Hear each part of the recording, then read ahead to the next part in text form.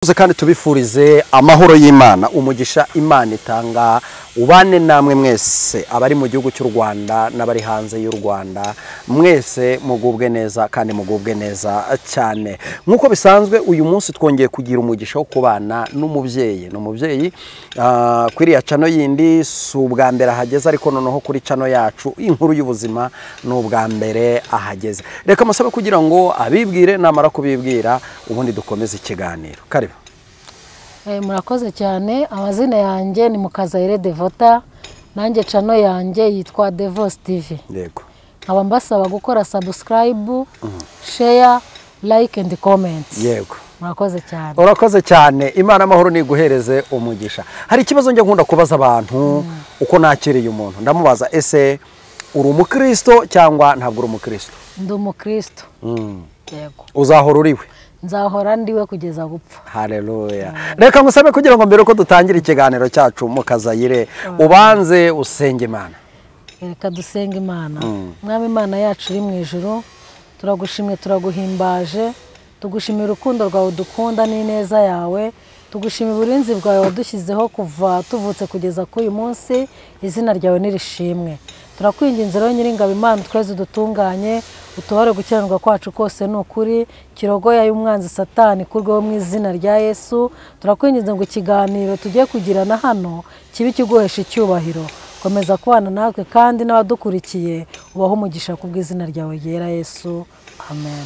Urakoze cyane kubw'isengesho ryiza cyane uduhaye. Reka duhere ku bibazo bijyanye ndagira ngo tuze kugira inyigisho zijyanye no kubaka urugo cyangwa se kubaka umuryango kuko turifuza ko umuryango nyarwanda wubakwa kandi ukamera neza cyane. Uyu munsi wa none iyo nitegereje nkareba ibyo urubyiruko rw'ubu rukora bintera kugira amatsiko yo kwibaza ngo harya n'abakera niko byari bimeze kuko iyo witegereje imyitwarire y'urubyiruko bwije bwakeye mu kabyiniro bwije bwakeye utumini bwije bwakeye hari abari kwifashisha amacupa bwije bwakeye hari imvugo hari imvugo bwije bwakeye hari ugusenyuka kw'ingo bikantera gutumira abantu bakuze bamaze igihe kinini bubatse kugira ngo noneho tuze kuganira baze kuza kunsobanurira urubyiruko rw'iki gihe warugereranya ute n'urubyiruko rwo mu gihe cyanyu? Murakoze cyane. Kugereranya urubyiruko rw'iki gihe n'urubyiruko rwo mu gihe cyacu biragoye cyane. Ndibuka ko jewe nagize imyaka 14 umusore ambwira ngo ndagukunda nkiruka nkarira. Yego. Ariko uyu munsi ikintu giteye agahinda kibabaje n'umwana w'imyaka 5 azi urukundo icyo ari cyo. Ukumva umwana akubwira ngo kanaka ni sheri wanjye mu gihe twebwe yakubwira ngo sheri ukiruka ukarira ukavuga ngo aragututse ukajya kurega ku babyeyi. Bivuga ngo urubyiruko rw'ubu rwacanye ku maso. Yego. Kandi ikibitera si ikindi uko iterambere riza ni byiza ko iterambere riza ariko riraza rizana n'ibibi byinshi. Yego. Umwana w'ubu w'imyaka 5, 6 azi gukoresha YouTube azi gukoresha Facebook kandi niba mukurikira ibintu bibera ku ma Facebook cyangwa za YouTube ni ibintu by'urukozasoni. Umwana ajya kuri Facebook agasangaho za porno bimwe ababyeyi bagiye babahisha akabyisangira kuri Facebook. Ariko nanone nkabona ababyeyi b'ubu nabo babifitemo uruhare.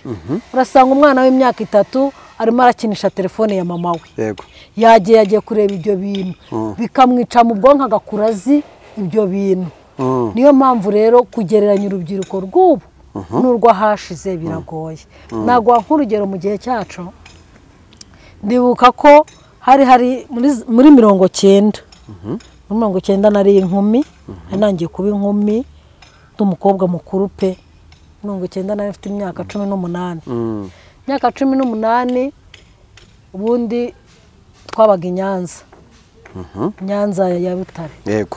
Hari hagezwe ibintu by'imipira Rayon Sport hitinga bikomeye. Hitinga nazamukura ni yeyindi. Nazamukura kugira ngo uzasaba uruhushya rwo kujya kureba nibura abakinnyi muri lokale. Kwari ugutakamba ugapfukama mama wambabariye. Yanaguha uruhushya akakubwira ati genda. Saa 11 nirenga utarageraho. Ntunkandagirire mu rugo. Yego. Ndabyibuka ko hari igihe twagiye tujya mu gakungu turenzaho tugeza saa 12 kugira ngo adukingurire. Yahamagaye abaturanyi ati abana banjye bamaze kwigira indaya, badusabira imbabazi kugira ngo tubashe kwinjira mu rugo. Ariko urubyiruko rw'uyu munsi arakubwira ngo ngiye muri BD y'umwana twigana, ngiye muri BD y'inshuti yanjye, ugasanga aragiye arayeyo kugira ngo umubyeyi azamubwira ati kuki waraye mu gasozi, akakubwira ngo amacuwa enough, ni ukuri ndakuze bihagije, cyangwa ati ntuzongere kumbyaha, nta nubwo ushinzwe. Yego. Ese we ninde ugushinzwe? Mbese urumva urubyiruko rw'ahashize n'urw'uyu munsi biratandukanye, kandi uretse kwirengagiza nawe ndabona utafite imyaka mikeya, hari ibyo ugiye uzi. Yego, hari ibyo ngiye nzi, ariko hari ikindi kintu nanone nagira ngo uze kuza kudufasha. Tuvuye ku rubyiruko tugeze ku bamama, ababyeyi batubyara. Uyu munsi ujya kubona ukabona umuntu w'umubyeyi ari mu kabare afite icupa, kandi umugabo yatashye ari mu rugo, yenda ari gukora imirimo yo mu rugo cyangwa se aracyari mu kazi. Na kera byabagaho ko umubyeyi yikora akajya mu kabari wenyine, uwo bashakanye nibuze batana ari kumwe, akaza no gutahira igihe ashakiye. Nk'ubu nagwa nk'urugero, hari abantu duturanye rwose, yenda mbivuze kubera yuko nzi neza ko batari bubikurikira, ariko n'ababikurikira ntibumve ko ari ukubashyira hanze. Hari abantu duturanye nzi, umugore niwe ujya utaha nyuma saa 6 z'ijoro, saa 7, umugabo akinginga, ariko umugore akarenga kandi. Ababyeyi nk'abo na kera niko byari bimeze. Reka kera ntabwo ariko byari bimeze. Kera umubyeyi yari uwo mu rugo. Ubundi kera, ubwo ndavuga kera wenda mbere ya jenoside. Mbere ya jenoside abagore bagiraga n'akazi nibo bakeya. Ariko ntabwo nabyo twabishima, kuko icyo gihe abakera bari barakandamijwe bikomeye. Yego. Ariko ab'uyu munsi bahawe intebe, aho kwicaraho bayihagararaho. Kivuga uracyumva? Ndacyumva. Bahawe intebe aho kugira ngo bayicareho, bayihagararaho. Bisobanuye ngo iki? Niba bararebye bagasanga umugore wa mbere ya jenoside yarakandamizwaga, akaba umugore wo mu rugo, akamugore utarenga, ari uwo guteka, ari uwo gukukira inka, ari uwo mbese imirimo yose y'urugo ari wireba. Nyuma bikigwaho bakaza gusanga umugore yarasikamiye n'agomba guhabwa ijambo, akiga, akajya mu nama zifata ibyemezo, agakora imirimo nk'iy'umugabo akora. Ariko tuvuze imirimo nk'iy'umugabo akora, ntabwo tuvuze kujya hejuru y'inzu ngo wubake, ntabwo tuvuze gukata icyondo kwa kundi nyine ngo uponde isima. Hari imirimo nyine yo mu biro. Yego. Urumva ko umukobwa wa mbere ya jenoside niyo yatsindaga, mugatsinda muri babiri mu rugo. Umwana w'umuhungu niwe wajyaga kwiga, wowe ukaguma mu rugo usigaye ufasha mama imirimo. Ubwo ababyeyi bahita bavuga bati umukobwa nasigare, ariko umuhungu aba ari ujya kwiga. Yego, aba ari ujya kwiga. Mu nyuma rero abakobwa n'abagore bahabwa ijambo. Yego. Ariko ikintu kijya kintera agahinda kikanababaza umutima wanjye, ni uko bahawe ijambo bakarengera gute rero? Nk'uko wari ubivuze, umugore utasasaba si umugore pe. Uwo nguwo ni umugabo. Sinzi niba akwiye guhindurirwa izina. Yego. Ariko rwose umugore nk'uko bavuga ngo ni mutima w'urugo, ni nyampinga, ni umugore ubereye u Rwanda.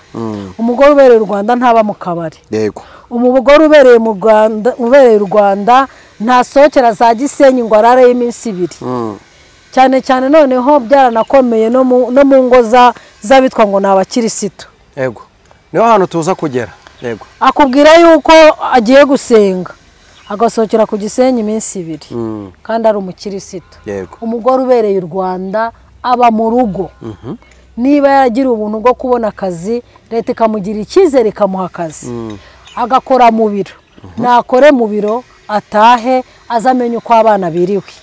Yego. Ntabwo arangiza akazi ngo avuge ngo reka njye kuruhura mu bwonko ngo njye kuba nganira n'abakozi dukorana. Oya, umugore ubereye u Rwanda ava mu kazi ataha ajya mu rugo. Hari ikintu wari uvuze ati ugasanga umuntu ni umurokore, yabeshye ngo yagiye mu masengesho, naho kumbi yasohotse. Ariko hari imvugo isigaye ihanze kuri ubu, bavuga bati abagabo b'abarokore nta kintu bashobora mu buriri. sinzi niba waravukiye mu kirokore ariko wenda nimba utaranavukiye mu kirokore ariko wabanye nabo, ese kuko kuva na kera iyo reklaration yahozeho ko abagore b'abarokore bakomeza kureklamata abagabo bacu b'abarokore nta kintu bashoboye cyangwa nabiki gihe?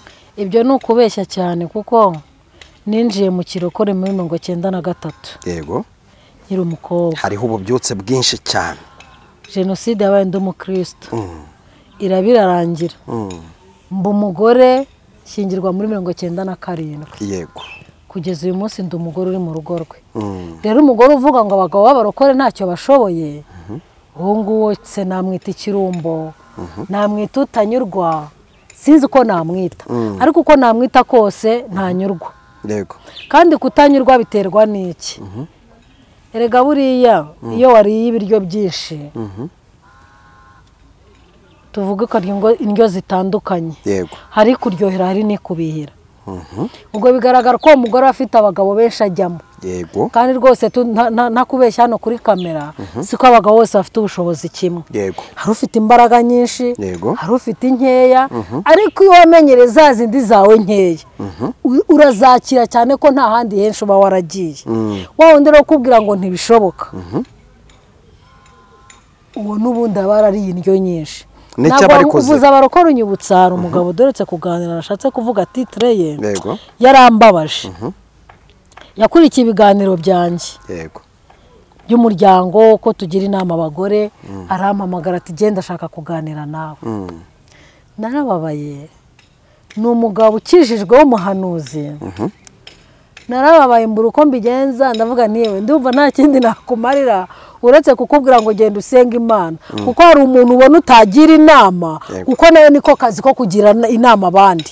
Njye nababagaye nungurwa no gusanga muzi, aza kutwigisha muri korali nabagamo icyo gihe, atwigisha atwigisha ku bagabo n'abagore. Ndavuga nese ubu ni iki jyewe nakubwira kirenze ibyo watubwiye, ko nako nkigenderaho uyu munsi ari we wakampaye. Yego. Ambwira ukuntu ngo umugore ngo amuraze inyuma y'urugo. Murahumva inyuma y'urugo? Amuraze inyuma y'ikibuno, tuvugisha uko. Ndabyumva. Yego. Ngo yamubwira ati se madamu rwose wambabariye ugahindukira ko nkukeneye. Umugore ngo agahindukira ngo agakoraho, ngo agahita amubwira ngo yewe ngo iyi ngiyi ntayo nkeneye, genda unzanire ya yindi narinzi kera. Ariko umugore abwira umugabo. Ati mu by'ukuri abagabo imbaraga nari mfite nkiri mutoya sizo mfite uyu munsi. Ati maze imyaka 29 nubatse. Ati imbaraga nari mfite mu myaka 20 sizo mfite uyu munsi. Ati wenda uko umuntu agenda akura simbizi, ati wenda bigenda bigabanuka, n'ubugabo buragabanuka. Yego. Ati ariko ikinera agahinda kikambabaza, ngo akoraho akambwira ngo subirayo ngo nzanire ya yindi ngo wari ufite kera. Ati nkabwe se mugore wanjye ndayikura hehe? Muragira ngo nyikure hehe? Murumva uwo muntu adafite agahinda. Begisi umuryango nyarwanda urugari yarangiza umuryango we hafi ya wose ubiwe. Mama we ni haba, murumuna we mugore ni haba, kandi umva barakuze nyine n'umukecuru ushaje. Ati kugira ngo bazanyiteho, yirirwa agenda avuga ubutumwa, yataha agasanga ameza ntateguye, hakaba igihe yiriwe ubusaka na burara. Turumva niba ntashye niriwe ku gasozi nkagera mu rugo 4:30 5:00, abagiye gusura amakora ahantu hatandukanye, akagera mu rugo 5:00 cyangwa 6:00, agasanga ku meza nta kintu kiriho, akajya kuryama. Ariko uwo mugore ni umudiyakoni ukomeye w'imbere, wicaza abantu, utegura ifunguro ryera, mbese ni wa wundi ukunzwe cyane ko buriya abantu batajya bamenya ibibera mu ngo, bazi ko ari umugore w'umukozi w'Imana, bazi ko ari umugore w'umuhanuzi, ko nawe akijijwe ng'uwo muhanuzi. Ariko ni ikigeragezo, niho ari muhanda mu gitondo na nimugoroba. Mbese uwo mugore abakirisitu yicaza, iryo gabura ategura ntabwo arimo akorera inyuma ya zero. Hari ikintu uvuze nshaka kugira ngo tugarukeho gatoya. Umugabo yenda dufate umugabo ibyo kurya byananiye. Umugabo wananiwe ibyo kurya mu by'ukuri agira agaciro mu rugo. mbese urumva umuntu wavuga ko ntacyo ashoboye urumva hari agaciro aba agifite. noneho rero njye numva ku cyanjye giti numva ikibazo kiri ku mugabo, ariko umugore nawe akaba afite ikibazo cyo kutanyurwa, akaba ndetse yaranarungurutse yarariye indyo nyinshi, akaba aricyo kiri gutuma atari kiri kunyurwa. kubera iki? uriya mugore aramutse arwaye akaremba akagera ku rwego rwo kumera nabi, simpamya kuri uriya mugabo nimba akijijwe yamwihakana ajye gushaka abandi bagifite akabaraga, kuko hariya abagore namwe muba mukeneweho imbaraga, kuba mufite imbaraga. uriya mugore rero ni umupagani, inyuma akagaragara nk'ukijijwe. ariko reka turebe ni igiki kintu gishobora gutuma umuntu yihakana uwo mu busore bwe kandi babanye bakundanye, ngo ni uko hari ibitari kugenda neza. nta kindi nakubwira, ni Satani. yego, ni Satani, kuko Satani ni umwanzi w'ibyiza, cyane ko abanzi dufite muri iyi si ari abanzi batatu. Satani isi n'umubiri. isi irakoshya, kakwereka ko uri igitangaza, kakwereka ko uri umugore mwiza, kakwereka ko burya n'abantu bose bakurangarira, ikakwereka ukirota uva wasuzuguye umugabo mubana. umubiri nawo urakurushya ukarwara ukaremba, ugasanga urihebye, ugasanga se n'umugabo aragutereranye. ariko nanone tugarutse kuri icyo cy'umubiri, abagabo bemera abagore barwaye n'umwe ku ijana. yego, kuko umugore niba arwaye ararwara icyumweru akakwihanganira malariya, icya kabiri ariko ntabwo urakira, ubwo ngubwo ntabwo urakira. yabona utinze atangira kwigira, niho handi usanga yagiye mu bakozi, kwa murumuna w'umugore ubaho mu rugo, cyane ko kurinda umubiri we byamunaniye. ariko siko byari bikwiye. yego, genda kwibanda ku rugo rw'umukirisitu. yego, kuko udakijijwe we umwami we amwemerera gukora ibyo ashaka. urugo rw'umukirisitu niyo dusezerana tuvuga ngo nzamwihanganira, yego, yaba arwaye cyangwa ari muzima, tubyaye tutabyaye, mu bukene cyangwa mu bukire. yego, sinzamurenza abandi bagabo cyangwa se abandi bagore. yego, tuzatandukanywa n'urupfu cyangwa Kristo agarutse gutora itorero ryera akarijyana mu ijuru. ibyo rero hari umuntu nabibajije arambwira ati reka daya ni imihango y'idini, ati tubivuga hariya tubisoma tutazi n'ibyo turimo turavuga, ariko si cyo gikwiriye. ntabwo ari cyo gikwiriye umukirisitu. ntabwo ari cyo gikwiriye, ariko nanone ababyeyi b'abarokore bari kurondomoka cyane. sinzi icyabaye, nimba ari abadayimoni bavuye ikuzimu, sinzi niba nabyita kurondomoka, nimba ari ikinyarwanda abantu mumbabarire. ariko mu by'ukuri aho umuntu avuga ngo ntabwo nge nawe tugikwiranye, umwenda wenda wambara ntukinkwira. ese nimba utakimukwira, undi mwenda yagiye gutira yawutiriye kubera iki? ese nimba koko yaracitswe, kuko hari igihe umuntu acikwa, kuki adahitamo kugaruka akaba ashaka gukomeza gutera waraza kuguru kumwe hariya n'ukundi hariya? ngewe numva bidakwiriye, kuko icyo nzi ni kimwe n'uko iyo unezerewe, iyo wishimye, iyo unyuzwe, burya umwenda wose ushobora kumukwira bigakunda atanarebye ngo, kuko nimba ari ibyo hanaciye umwana, kandi umwana amaze gutambuka, ariko mu nyuma erega buriya Satani iyo yateye urugo atangira kukwereka ibidahari kandi bihari. reka nguhe urugero utari kure. umugore n'umugabo bamaranye imyaka 15, ntabwo bakora imibonano mpuzabitsina nk'abamaranye imyaka 2. yego, icyo uracyumva? ndacyumva. abamaranye imyaka 2 baba bakibiharaye, akumva buri munsi ntacyo bitwaye, buri kanya rwose. ariko twebwe twimarana imyaka 25, hari igihe kigera ukumva ntibinabaho ibyo bintu, ukumva sina ngombwa. keretse iri wa mugore udashoboka, uhora uri muri nagiye, cyangwa se uri wa mugabo nawe cyane cyane abagabo bafite amafaranga ahura n'abagore benshi batandukanye abagore benshi batandukanye bakakamurahura umutima ugasanga ahora agatima karehareha ugasanga na ya kabiri mu cyumweru yihaye cyangwa rimwe mu cyumweru mu rugo ntakiribonera umwanya ariko ubundi rwose pe sinzi ibyo bintu impamvu bigiye gusenya ingo z'abantu nta n'igishimishije reka tujye ku kintu kijyanye no kwiyiriza ubusa no gusenga ku kintu cyitwa amasengesho ndangije imyaka 15 nubatse urugo nge nubatse 2010 mu ntangiriro z'umwaka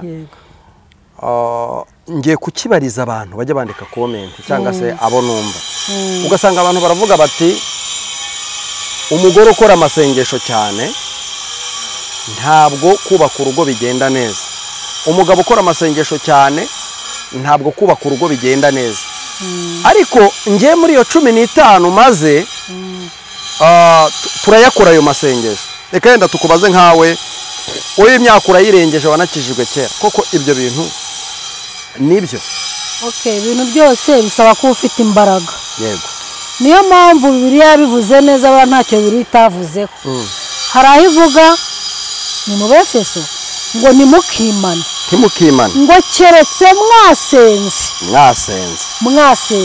bisobanuye ngo ngiye mugore niba ngiye gusenga yego ntago ari ibintu mpanga ngiye ubwanjye ngenyine ku giti cyanjye ndabanza mbwira umutware wanjye ni rero ndateganya gukora amasengesho y'iminsi 3 mbese uranyihanganira muri iyo minsi 3 tuzavugane soza amasengesho umugabo yamwemera ati mugore wanjye genda uyasenge tuzabonana nyuma y'iminsi 3 ntacyo bitwaye ariko umugabo niyanga akakubwira toya ndagukeneye muri iyi minsi amasengesho yasubika kubera yuko ayo masengesho afite inkomyi yego bisaba we mugabo nawe mugore musenge mwabyumvikanyeho kuko ibintu byose murabisangiye umugabo nawe niba yateguye amasengesho aravugana na madamu we amubwira ati rero madamu urumva korali ntago itunguza amasengesho arabwira ati mu cyumweru gitaha dufite amasengesho ya korali muri tayari akaza akabwira umugabo madamu ati rero madamu korali yacu ifite amasengesho y'3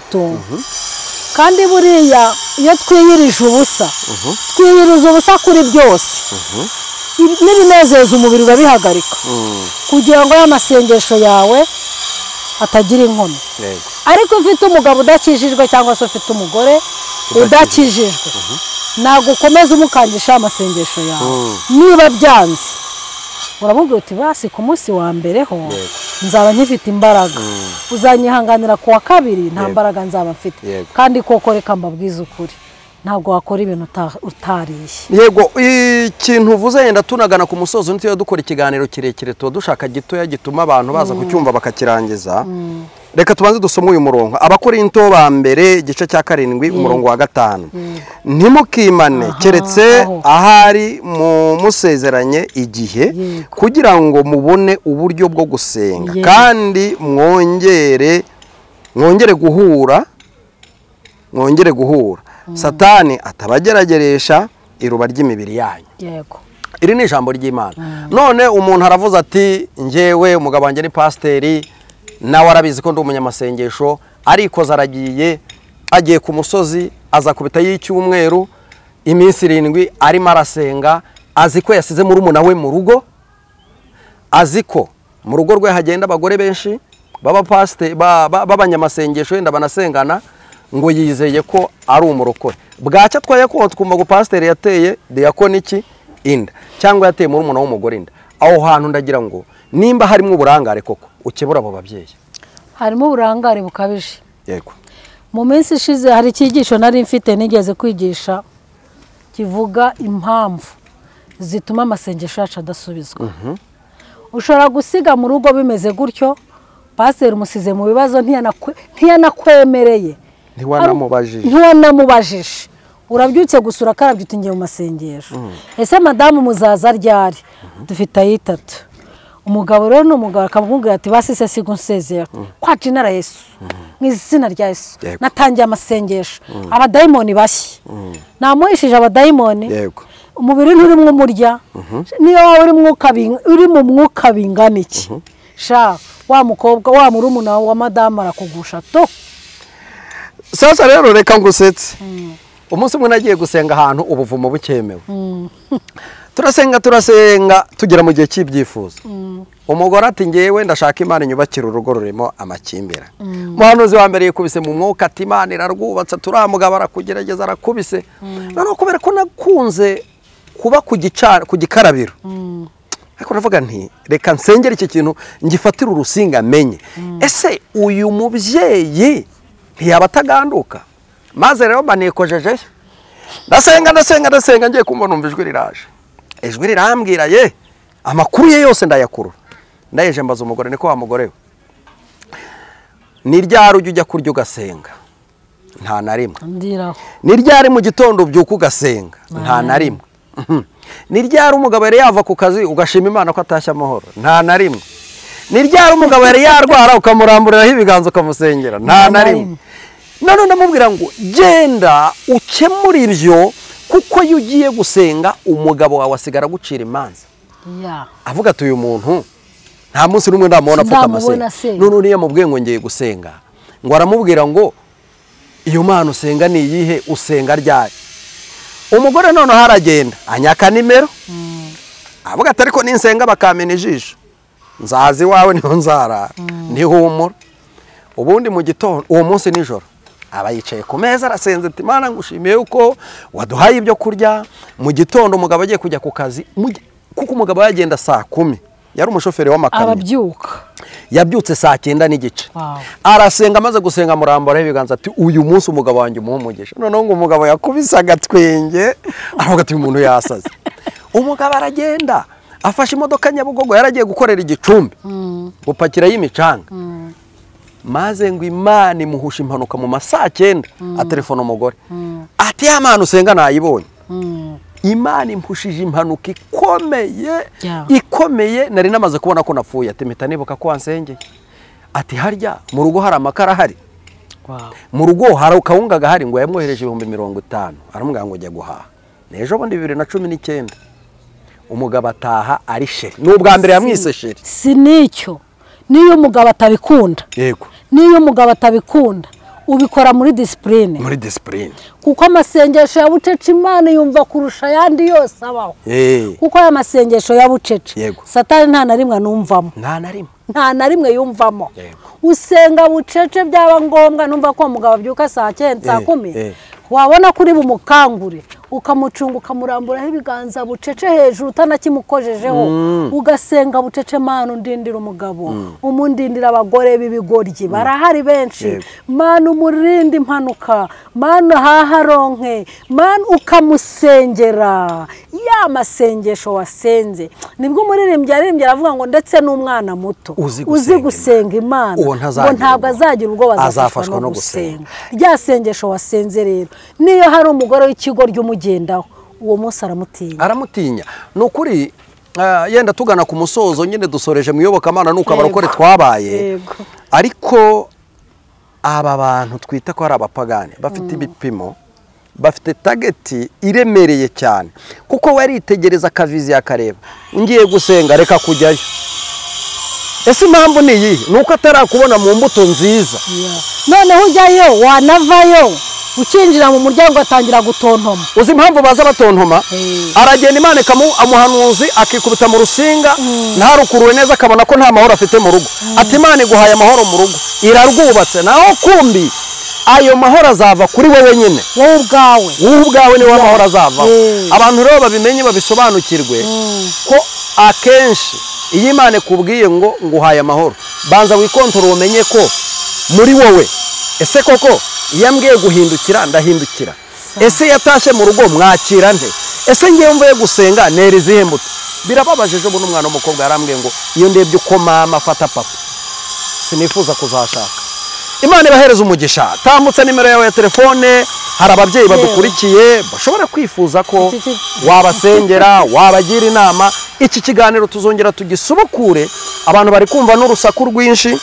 Twagize ikibazo cy'uko ahantu nyine dukorera hatameze neza, ariko ndifuza ko tuzakinjiramo neza mu mizi tukagana tukareba n'abagabo nabo intege zabo nkeya ese ziraturuka kuki, niki gituma ingo z'abarokore zisenyuka n'iz'abapagani zigasenyuka. Tambutsa nimero ya telefone. Nimero ya telefone ni 0788 25 666 54.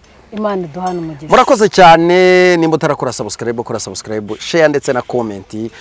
Uje mu kiganiro wandika igitekerezo cyawe, ushobora no kutubwira ngo ubutaha muzaganire kuri iki cyangwa iki ngiki. Kandi icyo tukwifuzaho ni ukudushyigikira. Sharing ibiganiro twubaka umuryango. Imana iguha umugisha. Shalom. Amen, amen.